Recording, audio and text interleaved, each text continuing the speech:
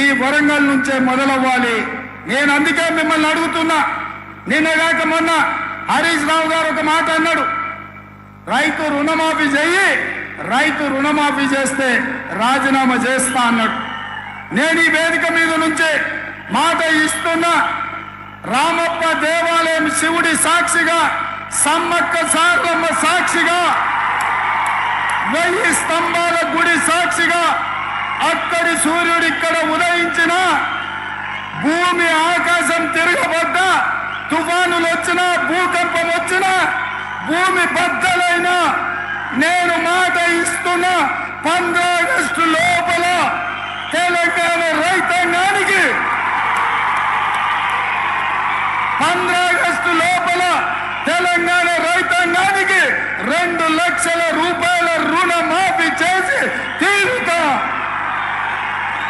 హరీష్ రావు అన్నావు కదా సిద్దిపేటకు రాజీనామా చేస్తా అని.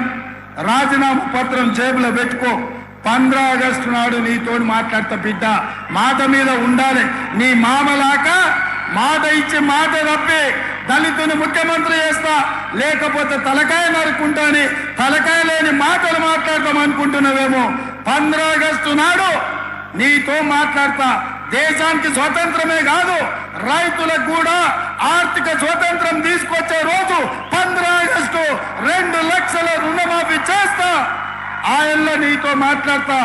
ఇవాళ ఆశామాషిగా సవాళ్లు స్వీకరించిన సిద్దిపేట చెప్పుడు కాదు, జేబుల రాజీనామా పత్రం పెట్టుకో. ఇక ఆయన సొక్కరైనోడు ఆయనలో 100 రూపాయలు పెట్టి పెట్రోల్ తెచ్చుకున్నాడు. 10 పైసలు అగ్గిపెట్టి దొరకలే.